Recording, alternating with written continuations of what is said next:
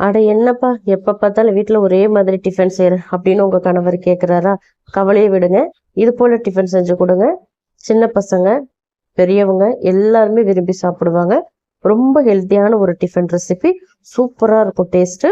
ரொம்ப கம்மியான பொருட்கள் தான். கடலைப்பருப்பு இருந்தா போதும். சூப்பரான டேஸ்ட்ல இந்த ரெசிபி செஞ்சு முடிச்சிடலாம். அதே போல ரொம்ப டைம் எடுக்காது. பருப்பு ஊறுற டைம் மட்டும்தான். 10 நிமிஷத்துல இந்த டிஃபன் ரெசிபியை செஞ்சு முடிச்சிடலாம். இது வந்து மார்னிங் பிரேக்ஃபாஸ்டாகவும் எடுத்துக்கலாம். ஈவினிங் டைம்ல பசங்களுக்கு ஸ்கூல் முடிஞ்சிரும்போது ஸ்நாக்ஸாகவும் நீங்க ரெடி பண்ணி கொடுக்கலாம். நைட்டு டின்னராகவும் நீங்க செஞ்சு கொடுக்கலாம். இப்போ வாங்க இந்த ரெசிபி எப்படி செய்யறதுன்னு பார்க்கலாம். ஃபர்ஸ்ட் நம்ம பருப்பு ஊற வச்சுக்கலாம். அதுக்கு ஒரு பவுல் எடுத்துக்கோங்க. இப்போ நான் வந்து மெசரிங் கப்பால 1 கப் வந்து கடலைப்பருப்பு எடுத்திருக்கேன். உங்களுக்கு எவ்வளவு தேவையோ அதுக்கு தகுந்த மாதிரி நீங்க ஊற வச்சுக்கோங்க. இப்போ இதை வந்து 2லேருந்து 3 தடவை நல்லா கழுவி எடுத்துட்டு வந்துருங்க. பருப்பு நான் கழுவிட்டு வந்ததுக்கு அப்புறம் பருப்பு முழுகிற அளவுக்கு தண்ணி சேர்த்துட்டு 3 மணி நேரத்துக்கு நல்லா ஊற வச்சிருங்க. கடலை பருப்பு ஊறுறதுக்கு டைம் எடுக்கும். அதனால கட்டாயமா 3 மணி நேரம் ஊற வச்சுக்கோங்க. சட்னி ரெடி பண்றதுக்கு ஒரு மிக்சி ஜார்ல 3 தக்காளி பழம் சேர்த்துக்கோங்க. உங்க விருப்பத்துக்கு தகுந்த மாதிரி பழம் வந்து எடுத்துக்கோங்க. அதாவது அதிகமாவோ கம்மியாவோ எடுத்துக்கோங்க. இப்போ காரத்துக்கு தகுந்த மாதிரி நான் மிளகாய் தூள் சேர்த்துக்கிறேன். நீங்க மிளகாய் தூளுக்கு பதிலாக மிளகாய் இருந்தாலும் சேர்த்துக்கோங்க. மிளகாய் சேர்த்திங்க அப்படின்னா கொஞ்ச நேரம் ஊற வச்சுட்டு அதுக்கப்புறம் சேர்த்துக்கோங்க. மிளகாய் ஊற வச்சிங்கன்னா சுடுதண்ணியில் ஊற வச்சுக்கோங்க. இப்போ உப்பு, கொஞ்சமாக வெல்லம் சேர்த்துட்டு தண்ணி எதுவுமே சேர்க்காம நல்லா நைஸாக அரைச்சிட்டு வந்துடுங்க. பூண்டு சேர்க்கல. பூண்டு சேர்க்கறதா இருந்தால் 1 பல் அல்லது 2 பல் சேர்த்துக்கோங்க. அதிகமாக சேர்க்க வேணாம். இப்போ அரைச்சிட்டு வந்துட்டு தாளிச்சுக்கலாம். தாளிக்கிறதுக்கு எண்ணெய் சேர்த்துக்கோங்க. எண்ணெய் வந்து கொஞ்சம் தாராளமாக சேர்த்துக்கோங்க. நான் வந்து 3 டேபிள் ஸ்பூன் சேர்த்துருக்கேன். எண்ணெய் சூடானதும் கடுகு 1 டீஸ்பூன் சேர்த்து கடுகு நல்லா பொரிய விடுங்க. கடுகு பொரிஞ்சதுக்கு அப்புறம் 1 கொத்து அளவுக்கு கருவேப்பிலை சேர்த்துக்கோங்க. கருவேப்பிலை நல்லா பொரிஞ்சதுக்கு அப்புறம் அரைச்சி வச்சிருந்தா அந்த தக்காளி விழுதை இதுல சேர்த்துக்கலாம். இப்போ கொஞ்சமா தண்ணி சேர்த்துக்கிறேன். தண்ணி சேர்த்துட்டு இதை வந்து நல்லா பச்சை வாசனை போக கொதிக்க வைங்க. நம்ம ஊற்றி இருந்தால் அந்த எக்ஸ்ட்ரா தண்ணி வந்து நல்லா ட்ரை ஆகி சட்னி வந்து நல்லா திக்காக வரும். அது வரைக்கும் நல்லா கொதிக்க வச்சுக்கோங்க. எண்ணெயெல்லாம் நல்லா பிரிஞ்சு வரும். அது வரைக்கும் மூடி சேர்த்துட்டு நல்லா குக் பண்ணுங்க. ஒரு 5லேருந்து 6 நிமிஷம் ஆகும். இப்போ பார்த்தீங்கன்னா நல்லா கொதிஞ்சிருச்சு. எந்த அளவுக்கு ட்ரையாக இருக்குது பாருங்கள். எண்ணெயெல்லாம் நல்லா பிரிஞ்சு வந்திருக்கு. இந்த ஸ்டேஜில் வந்து ஸ்டவ்வை ஆஃப் பண்ணிவிட்டு சட்னியை வந்து நம்ம பவுலுக்கு மாற்றிக்கலாம். சிம்பிளாக இருந்தாலும் ரொம்ப சூப்பராக இருக்கும். இது சாதாரணமாக இட்லி தோசைக்கு கூட வச்சு சாப்பிட்லாம். டேஸ்ட் ரொம்ப அருமையாக இருக்கும். காரம் மட்டும் பசங்களுக்கு பார்த்து செஞ்சு கொடுங்க. மற்றபடி சட்னியெல்லாம் ரொம்ப நல்லாயிருக்கும். இப்போ இது ஓரத்தில் வச்சிடலாம். இந்த சைடு வந்து பார்த்தீங்கன்னா குட்டியாக ஒரு ஜார் எடுத்திருக்கேன். அதில் 4 காஞ்ச மிளகாய் சேர்த்துருக்கேன். அதே போல் பச்சை மிளகாய் ஒரு 2 பச்சை மிளகாய் சேர்த்துக்கோங்க. சின்ன துண்டு இஞ்சி வந்து கட் பண்ணி வச்சுருக்கேன். அதை சேர்த்துக்கிறேன். இஞ்சி வந்து ரொம்ப அதிகமாக சேர்த்துறாதீங்க. கம்மியாக சேர்த்துக்கோங்க. 1 டீஸ்பூன் சீரகம் சேர்த்துக்கோங்க. சீரகம் இல்லை அப்படின்னா அதுக்கு பதிலாக நீங்கள் சோம்பு கூட சேர்த்துக்கலாம். இப்போ இது வந்து தண்ணி எதுவுமே சேர்க்காம பல்ஸில் வச்சு நல்லா கொரகொரப்பாக அரைச்சி எடுத்துகிட்டு வந்துடுங்க.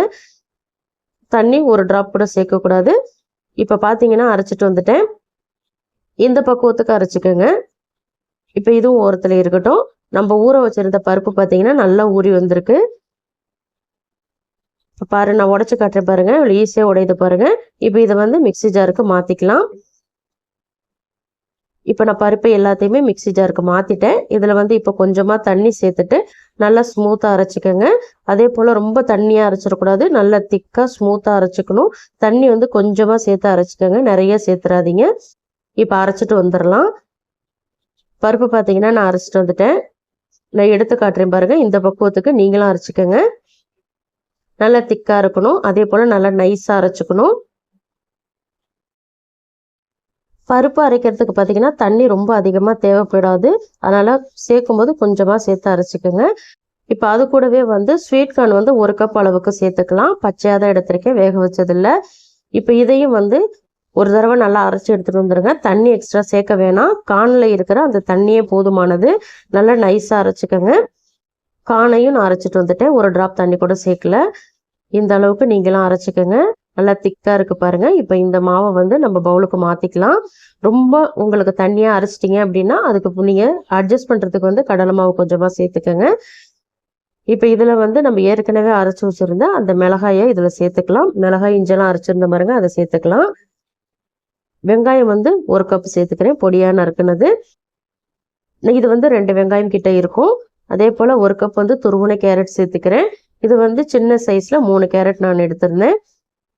வெஜிடபிளோட அளவு உங்கள் விருப்பத்துக்கு தகுந்த மாதிரி சேர்த்துக்கோங்க. இப்போ கார்ன் வந்து ஒரு 1/2 கப் சேர்த்துக்கிறேன். இதுவும் பச்சையாக தான் எடுத்திருக்கேன், வேக வச்சது இல்லை. பொடியாக நறுக்கின கருவேப்பிலை கொஞ்சமாக சேர்த்துக்கிறேன். நீங்கள் மிளகாய் இஞ்செல்லாம் அரைச்சிங்க பாருங்கள், அதிலே கொஞ்சமாக கருவேப்பிலை சேர்த்து கூட அரைச்சி இதில் சேர்த்துக்கலாம். அப்படி இல்லைன்னா பொடியாக நறுக்கி கூட சேர்த்துக்கலாம். பொடியாக நறுக்குனா கொத்தமல்லி இலை கொஞ்சமாக சேர்த்துக்கிறேன். கொத்தமல்லி இலை கொஞ்சம் அதிகமாகவே சேர்த்துக்கோங்க, ஃப்ளேவர் ரொம்ப நல்லாயிருக்கும். மஞ்சள் தூள் ஒரு 1/4 டீஸ்பூன் சேர்த்துக்கோங்க.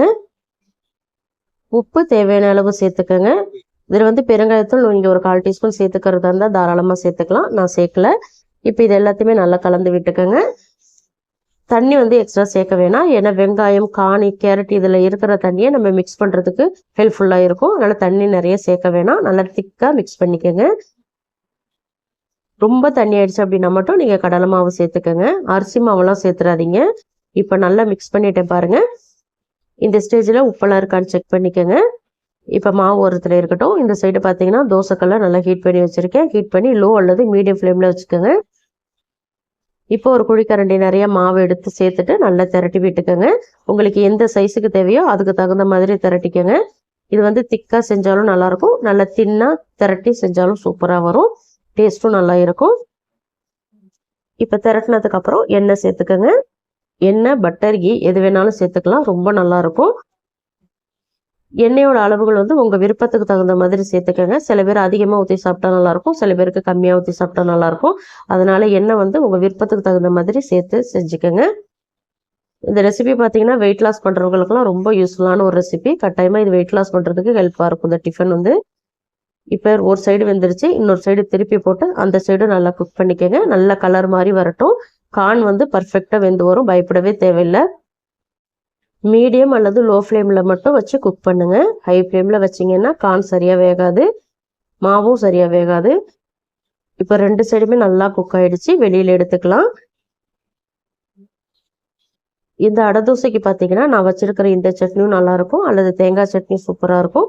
அதுவும் இல்லை அப்படின்னா கெச்சப் அல்லது சாஸ் வச்சு கொடுங்க, சூப்பராக இருக்கும். இந்த ரெசிபியை கட்டாயமாக உங்கள் வீட்டில் ட்ரை பண்ணி பாருங்கள். பசங்களுக்கெல்லாம் ஈவினிங் டைமில் ஸ்நாக்காக செஞ்சு கொடுங்க, கேட்டு வாங்கி சாப்பிடுவாங்க. அதே போல் வெயிட் லாஸ் பண்ணுறவங்க, டயட்டில் இருக்கிறவங்க எல்லாருமே இந்த ரெசிபியை சாப்பிட்லாம். இதே போல் நிறைய ஹெல்த்தியான டிஃபன் ரெசிபிஸ் நம்ம சேனலில் நான் அப்லோட் பண்ணியிருக்கேன். டிஸ்கிரிப்ஷன் பாக்ஸில் லிங்க் தரேன், மறக்காமல் போய் செக் பண்ணி பாருங்கள். இந்த ரெசிபிஸோட பொருட்களையும் அதோட அளவுகளையும் டிஸ்கிரிப்ஷன் பாக்ஸில் மென்ஷன் பண்ணுறேன். ஏதாவது டவுட்டாக இருந்தால் அங்கே போய் செக் பண்ணி பாருங்கள். இந்த ரெசிபி கட்டாயமாக உங்களுக்கு பிடிச்சிருக்கும் நம்புறேன். பிடிச்சிருந்தா லைக் பண்ணுங்கள். உங்கள் ஃப்ரெண்ட்ஸ் அண்ட் ஃபேமிலி மெம்பர்ஸ் எல்லாருக்குமே நிறைய ஷேர் பண்ணி விடுங்க. இது போல இன்ட்ரெஸ்டிங்கான ரெசிபிஸ் தெரிஞ்சுக்கணும்னு நினைச்சீங்கன்னா மறக்காம அனிதா டேஸ்டி கார்னர் தமிழ் சேனலை சப்ஸ்கிரைப் பண்ணி ஃபாலோ பண்ணிக்கோங்க. தேங்க்யூ.